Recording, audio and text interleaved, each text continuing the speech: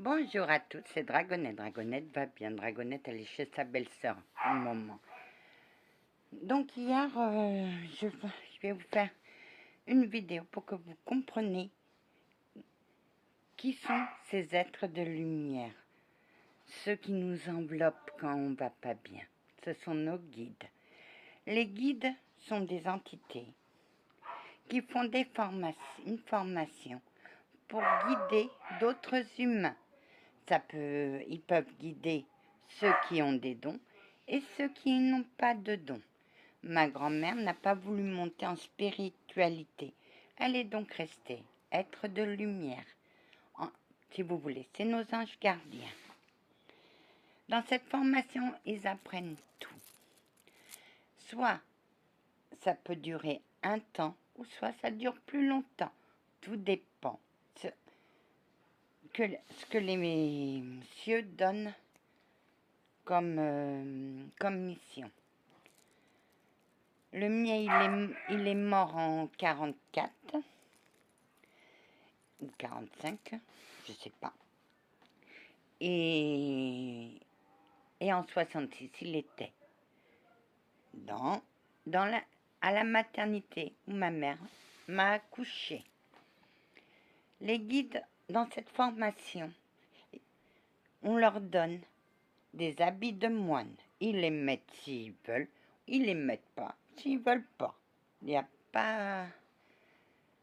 pas de, comment dire, il n'y a pas de contrainte.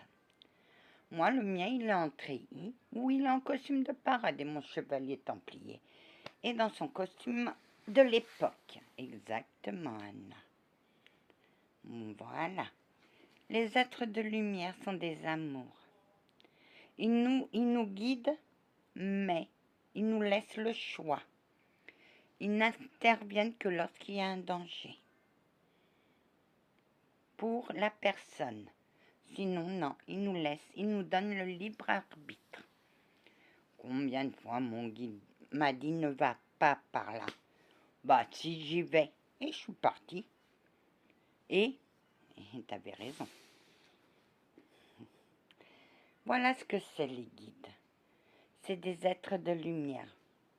Elle en a vu un. Bah bien sûr.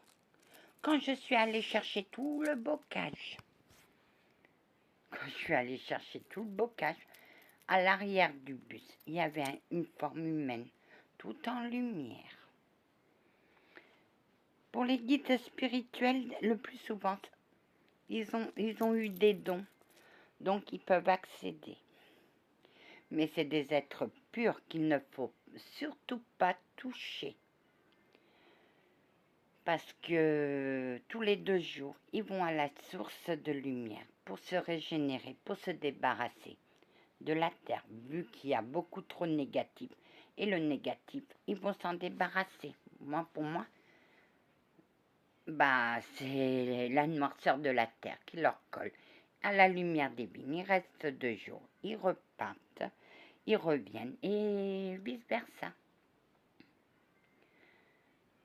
Très bien ton explication, Anna. On leur apprend comment déjouer tout. Sauf que des fois, c'est plus compliqué. Et là, il faut quelqu'un de haut placé pour venir. Normalement, un archange y arrive. Mais monsieur l'archange supérieur Jean voulait me connaître. C'est pour ça. Mais je crois bien que même un archange n'aurait pas vu. T'attrape, Anna. Ben non, je ne levais pas ma garde. Voilà, tu as très bien expliqué le rôle de chacun. Il y a des êtres de lumière qui guident ceux qui n'ont pas de dons et d'autres qui guident ceux qui ont des dons. Pour la hiérarchie, c'est simple. Faites que vous imaginez que les cieux est une entreprise. À la tête de l'entreprise, il y a le PDG, qui est Dieu. Les vice-présidents sont Marie et Jésus, notre Seigneur et notre Mère. En dessous, il y a les apôtres. En dessous des apôtres, il y a les saints. En dessous, non, j'ai pas encore compris le rôle des...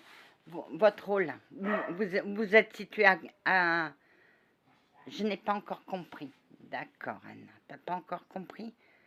Quelle est ma fonction? Exactement, monsieur l'archange. Donc, les saints sont secondés par des archanges supérieurs. Voilà ma fonction, Anna. Les archanges supérieurs commandent les archanges et les archanges commandent les êtres de lumière. Exactement. Dans les cieux, il y a aussi les gardes royaux et les anges. Les anges sont au service de Dieu, de notre Seigneur, notre Mère, Amen. Ils sont au service des archanges jusqu'aux archanges supérieurs. Exactement, Anna. Et les gardes royaux, les anges royaux, défendent le royaume.